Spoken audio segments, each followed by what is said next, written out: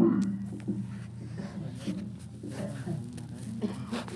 ये सभी सत्संग को आनंद। सबसे पहले तो देखो आज गुरु वंदानंद जी की याद में उनकी पुण्यतिथि पर सत्संग का आयोजन किया गया और कुछ अवसर पर आप लोगों ने यहाँ पधार कर दर्शन दिए। उसके लिए मैं आप सभी का तहे दिल से धन्यवाद करता हूँ। इसमें आपकी सहभागिता दर्ज है। अब अभी बोला कि देखा है जगत भिखारी, साधो देखा जगत भिखारी। ये सारा संसार भिखारी बताया है। अब कोई कह दे कि मैं करोड़पति हूँ, अरबपति हूँ, मैं भिखारी कैसे हूँ, लेकिन वो सबसे बड़ा भिखारी है। इस संसार में जिसके पास जितना ज्यादा है वो उतना ही बड़ा भिखारी, और जिसके पास जितना कम है वो उतना छोटा भिखारी है। भिखारी सब हैं, सब कुछ ना कुछ मांगते हैं, मांगने वाला भिखारी है। एक तो फटे कपड़ों में मंदिर के या किसी के घर के बाहर बैठ कर के बाबा एक रोटी दे तो दिन का भूखा हूँ, 1 रुपया दे, तो वो भिखारी है। और एक जाके कहता है करोड़पति अरबपति है, फैक्ट्रियां लगी हुई हैं, और वो कहता है कि हे भगवान 15 फैक्ट्री तो है, 5 और लग जाए तो 20 हो जाए। तो वो उससे बड़ा भिखारी है कि उसके पास सब कुछ है और फिर भी मांगता है, और वो 5 और हो जाएंगी तो आगे और मांगेगा। तो इस संसार में जितने भी हैं, जो मांगने वाला फिर देने वाला देवता होता है, जो देता है। अब बोलते हैं कि संसार में गुरु के समान कोई दाता नहीं बताया। दाता तो बहुत हैं, वो क्या देंगे? भौतिक पदार्थ, सांसारिक वस्तुएं दे देंगे, धन सत्ता दे देंगे, जो कि सभी नश्वर हैं, नष्ट होने वाले हैं। लेकिन संत सतगुरु जो है वो चीज बख्शते हैं, वो चीज देते हैं कि उसके बाद हमें भौतिक वस्तुओं की जरूरत ही नहीं रहती। इनसे पीछा छुड़वाने वाली वस्तु, वो संपत्ति जो है वो बचते हैं। इसलिए संत सतगुरु सबसे बड़े दाता बताए। तो आज देखो कई नए प्रेमी आए हुए हैं, बाकी तो बहुत पुराने भी हैं, लेकिन कई नए प्रेमी हैं। तो उनको कुछ थोड़ा सत्संग के बारे में बताना आवश्यक है कि भाई सत्संग क्यों है, किस लिए।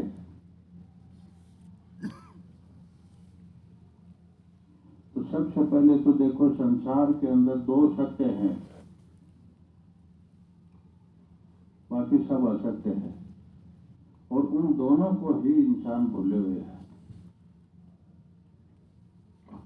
पहला सत्य तो परम पिता परमात्मा है, जो अटल सत्य है, सदा से रहा है, आज भी है और आगे भी रहेगा।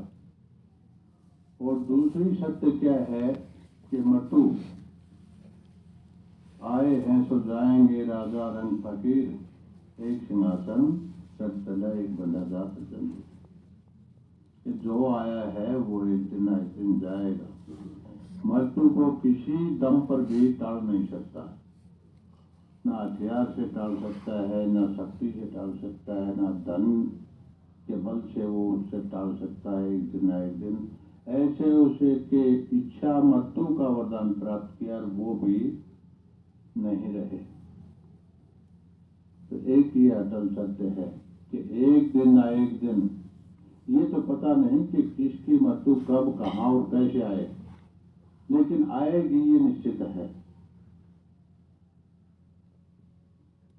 बच्चा पैदा होता है, क्या गारंटी है वो बड़ा होगा या नहीं होगा, लेकिन कितना भरसक प्रयत्न करते हैं उसकी सेहत बनाने के लिए। पढ़ेगा या ना पढ़ेगा उसकी क्या गारंटी है, लेकिन कितना प्रयत्न करते हैं, कितनी कोशिश करते हैं। बाद में सर्विस मिलेगी या ना मिलेगी कोई गारंटी नहीं है, लेकिन कोशिश करते हैं। शादी होगी या नहीं होगी कोई गारंटी नहीं है, लेकिन इस बात की गारंटी है कि मृत्यु जरूर आएगी। उसके लिए हम कोई तैयारी नहीं करते कि मृत्यु आएगी, तो उसके लिए भी कुछ ना कुछ तैयारी करनी चाहिए। पता नहीं कि वो मौत कब आकर खड़ी हो जाए, तो उस वक्त हम क्या जवाब देंगे, हमारे पास क्या जवाब है। तू क्या करने के लिए आया था, क्या करके जा रहा है, कोई जवाब नहीं। कि जब तू आया जगत में, जगह से तो रोए और ऐसी करनी कर चलो, तू हंसे जग रोए। जब जन्म होता है तो बच्चा रोता है, बाकी लोग सभी खुशियां मनाते हैं कि हमारे घर में, हमारे परिवार में या हमारे रिश्तेदार के घर जो है संतान पैदा हुई है। तो संत कहते हैं कि आया तो तू रोया और संसार जो है उसने खुशियां मनाई, लेकिन ऐसा कर्म, ऐसी करनी ना करो कि जाते टाइम तो रोता जाए। ऐसी करनी कर, ऐसा कर्म करके जब तू संसार से जाए, शरीर को त्याग कर जाए, तो तू हंसता हो जाए, लेकिन पीछे से लोग तेरी याद में आंसू बहाएं, उनके दिलों के ऊपर छाप छोड़ के दो।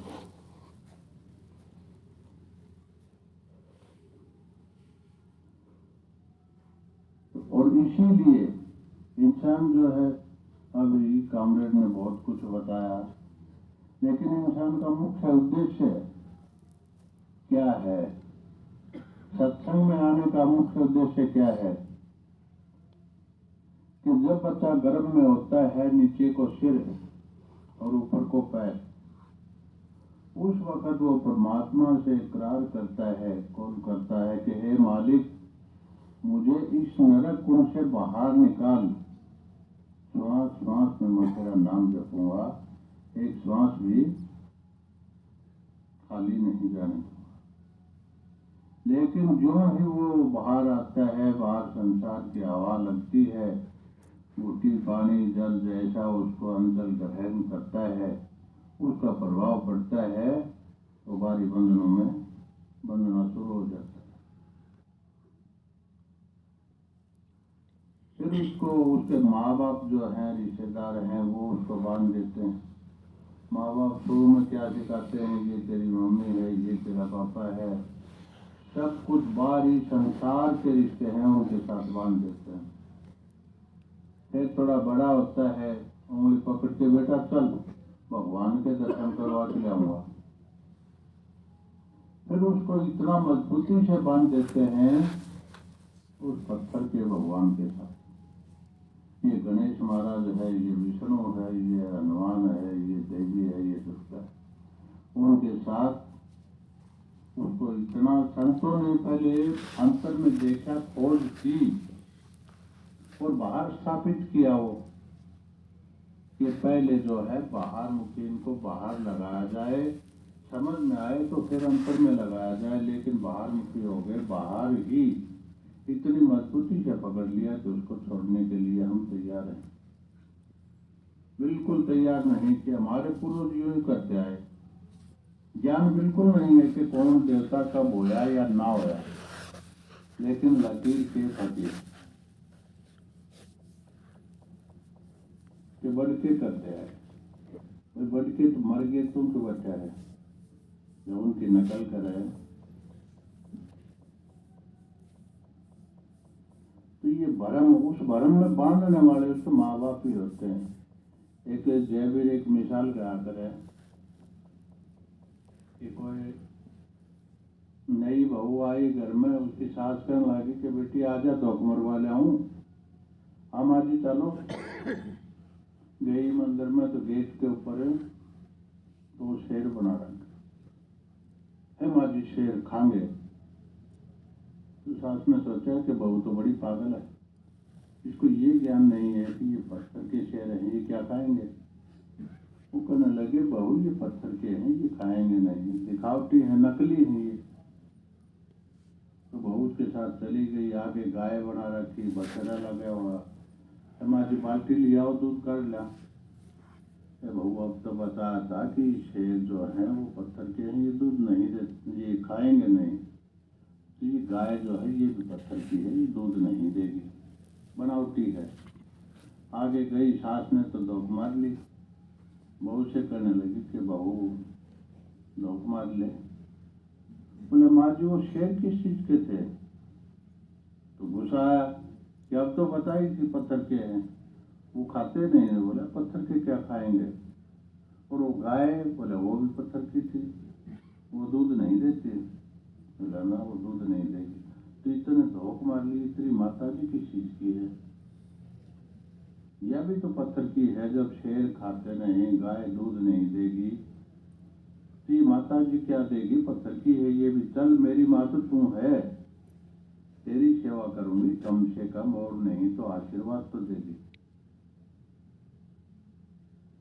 तो कहने का भाव क्या है कि मनुष्य जो है चेतन, और वो मूर्तियां जड़। चेतन होकर जड़ की पूजा करता है, प्राणहीन है, उसमें कोई प्राण ही नहीं है, कोई शक्ति नहीं है, बोलती वो नहीं, सुनती वो नहीं, कोई अनुभव वो नहीं करती। हाँ इतना जरूर है कि उसको पूजने में मनुष्य का अहंकार जो है ना उसको ठेस नहीं लगता, उसका अहंकार नहीं टूटता, उसको इंसान गिरना नहीं चाहता। तो पत्थर की मूर्त है, उसके सामने किसी तरह भी खड़े रहो, हाथ जोड़ के खड़े हो जाओ, चाहे लंबे पसर जाओ, तू देख तो नहीं रही, कोई अनुभव नहीं कर रही, तो उसका अहंकार ज्यों का त्यों बरकरार रह जाता है। और जब वो किसी देहधारी के सामने झुकता है तो उस वक्त उसका अहंकार बीच में खड़ा हो जाता है। क्यों, वो देख रहा है तेरे सामने कौन खड़ा है, कैसे खड़ा है, अनुभव कर रहा है, तो वहां उसका अहंकार बीच में आ जाता है। और अहंकार ही भक्ति मार्ग में सबसे बड़ी बाधा है, सबसे बड़ी रुकावट है अहंकार, बड़ापन कि मैं। और जब तक उसको नहीं त्यागते आगे रास्ता, मंजिल तो दूर है, रास्ता ही मिलने वाला नहीं। जब मैं था तो हरी नहीं, अब हरी है मैं नाय, प्रेम गली अति साकरी, इसमें दो न समय। भक्ति मार्ग पर चलना है तो जगह जगह कहा भी है कि शीश काट घूमे जरा जब पहुंचा घर में, तन मन शीश अपने को बल चढ़ाओ, जब कोई राम भजन पा। तो सिर काट के नहीं करना है, वो भी भाव लिया जाता है। भाव है अहंकार से कि अहंकार को त्याग दे, मैं को खत्म कर दे, तो आगे कोई रास्ता मिलेगा। और मैं का भी नहीं पता है कि मैं कौन हूँ, किसको मैं मानता है, मैं शरीर को मानता है कि हंसा भाई हंस रूप था जब तुम आया, अपना रूप भूल में भूलिया जब तुम जीव को आया। क्यों, अपना स्वरूप जो है उसको भूल गया, अपने आप को भूल गया, आत्मा को भी भूल गया, रूप को भी भूल गया, अपने आप को कि मैं कौन हूँ। और ये शरीर जो है सब कुछ इस शरीर को ही मान लिया कि मैं ये शरीर हूँ, और शरीर को ही मान लिया अपने आप को। तो फिर क्या करता है, उसकी आवश्यकताएं पूरी करने में ही सारी उम्र गुजार देता है, और खुद की तरफ कोई ध्यान नहीं देता कि मेरा असली स्वरूप क्या है और उसके लिए मैं क्या कर रहा हूँ। शरीर को सजाने संभालने में और उसको पालन पोषण में सारी उम्र कर देता है, लेकिन आत्मा का श्रृंगार वो नहीं है कि नहाए धोए तन की शोभा, काया का चो बांधो, अगले जन्म में बनो पर लकड़ी राम भजो रांडो, बोली भक्तनी ने कही थी। तो ये शरीर जो है ये तो नश्वर है, एक दिन एक क्षण में बिगड़े झूठा तेरा श्रृंगार। एक पल लगा इसमें जगत में, ज्यादा देर भी कौन लगा। ये तो नश्वर है, इसको कितना ही सजा लो, कितना ही संवार लो, कितना ही खुआ लो पिला लो, एक दिन इसको तो नष्ट होना है। इसकी तरफ जितना हम ध्यान देते हैं उतना ध्यान हम अपनी आत्मा के श्रृंगार की तरफ नहीं देते कि उसका श्रृंगार क्या है।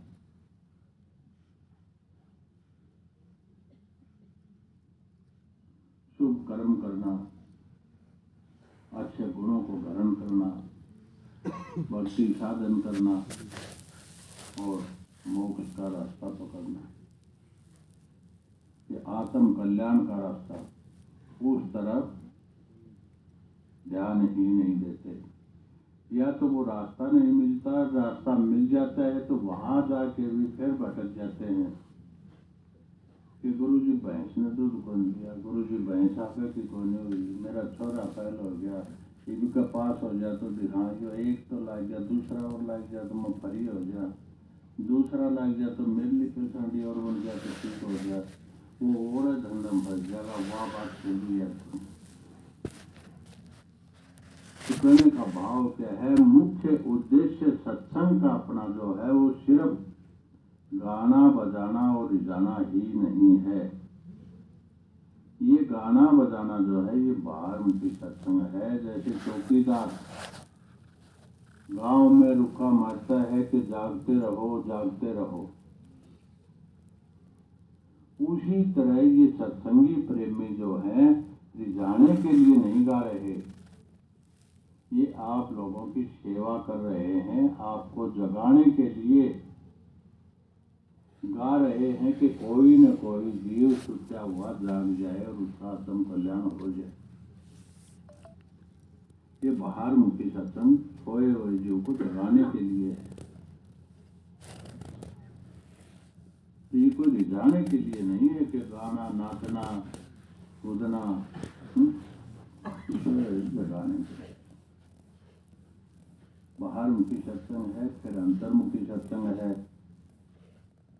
उसके लिए जो है मार्गदर्शक की आवश्यकता होती है, कोई न कोई रास्ता बताने वाला हो जो उस रास्ते का भेदी हो। उसकी शरण में जाकर के हम उससे नाम दीक्षा लें, वो रास्ता बताता है। रास्ता भी कौन सा कि वो हमें एक वर्णनात्मक नाम देता है जो उसका कमाया हुआ होता है। वैसे तो नाम है 3 प्रकार के, ज्यादातर 2 प्रकार के बताते हैं। एक तो वर्णनात्मक है जिसको हम बोल सकते हैं, लिख सकते हैं, वर्णन कर सकते हैं, अक्षरों के द्वारा बना उनके मेल से। दूसरा है सर्वणात्मक।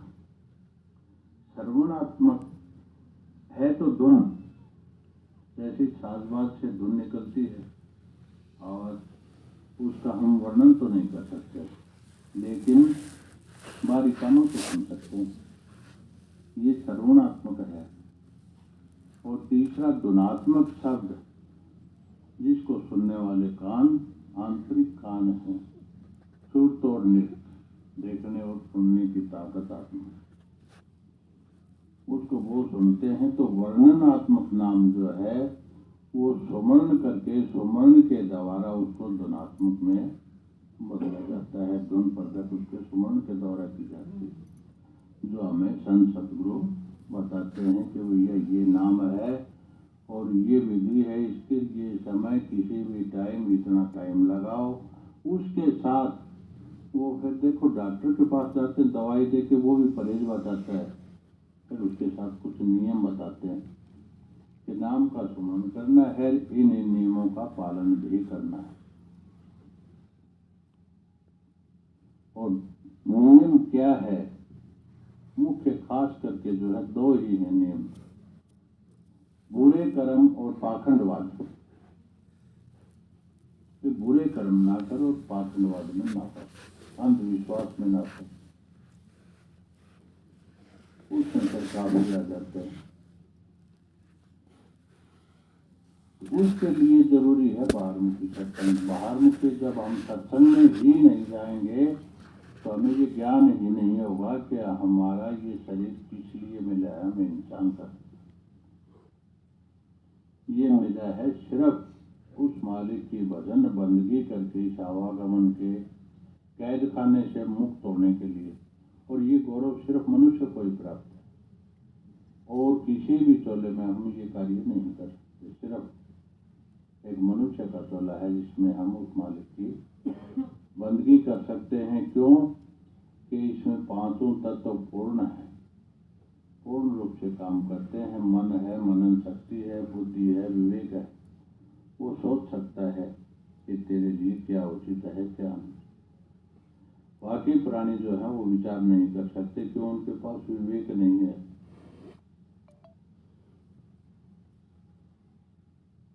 और ना ही पांचों तत्व हैं, तो पांचों तत्व, लेकिन पांचों तत्व पूर्ण नहीं है, अधूरे। एकमात्र प्राणी मनुष्य ही ऐसा है जिसमें पांचों तत्व पूर्ण है। तो मनुष्य के चोले में सिर्फ उस मालिक की बंदगी करके और इस कैद खाने से मुक्त हो सकते हैं, बाकी कोई रास्ता नहीं।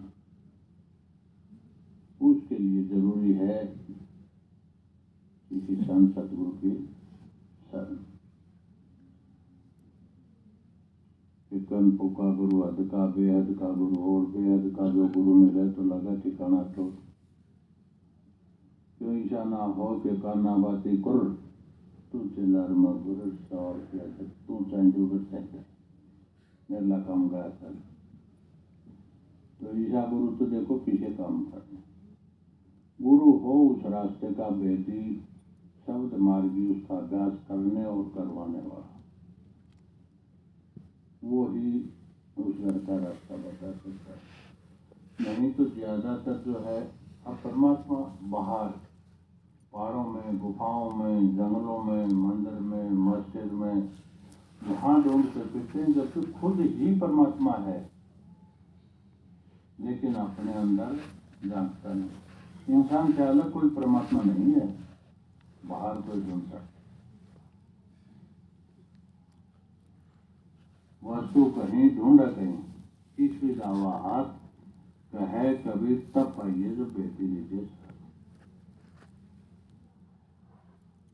तो परमात्मा जो है, परमात्मा का रूप तो इंसान खुद ही है, खुद ही परमात्मा है, लेकिन अपने आप को देखता नहीं, वो बाहर ढूंढता फिरता है कि कहीं बाहर मिलेगा, बाहर है ही नहीं, मिलेगा कहीं।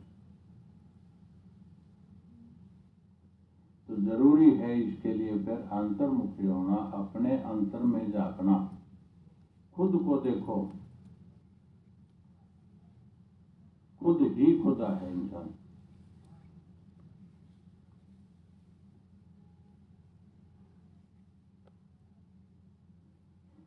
बाहर कितने ही फिर लो, बाहर परमात्मा है ही नहीं।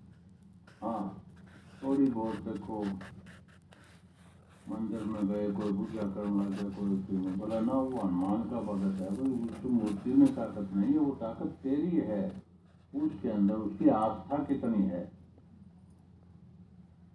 पूरी आस्था है उसके अंदर तो उसकी खुद की ताकत जागृत होती है, नहीं कि उस मूर्ति में ने कोई ताकत दी है उसको।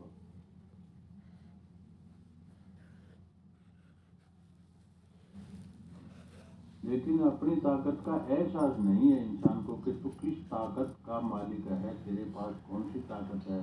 देखो एक उदाहरण के तौर पर हाथी है, हाथी को एक रस्सी से बांध देते हैं, सारी रात खड़ा रहेगा। अगर वो चाहे तो उसके एक झटके में तोड़ दे, लेकिन वो क्यों नहीं तोड़ता, उसने उसकी गुलामी स्वीकार कर ली। जब वो छोटा था तो उस वक्त उसको रस्सी से बांधते थे, उस वक्त वो तोड़ नहीं सकता था, लेकिन बड़ा होने के बाद वो तोड़ सकता है। उसने गुलामी स्वीकार कर ली कि तू इस बंधन में, तू इसको तोड़ नहीं, एक झटके में तोड़ सकता है। इसी तरह मनुष्य जो है उसने गुलामी स्वीकार कर ली है, इन बंधनों को तोड़ सकता है। छोड़ने नहीं है कि ये छोड़ने हैं, उनके अधीन, उनका गुलाम नहीं होना है, अपने अधीन रखो, जब चाहे छोड़ दो।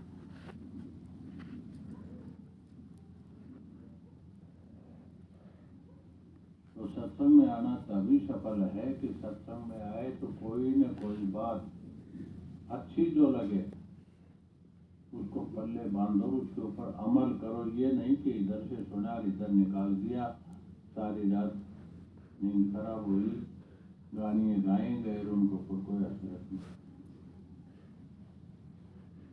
तो ध्यान पूर्वक सुनो कि क्या गा रहे हैं, कैसा गाया वो नहीं देखना कि किसने कैसा गाया, ये देखना है कि किसने क्या गाया और उसके ऊपर अमल करो।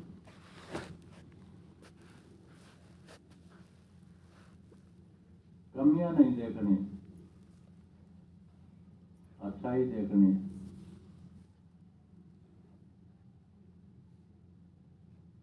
तो जो भी गाया जाए बताया जाए ध्यान पूर्वक सुनो और उसके ऊपर अमल करो तो लाभ है।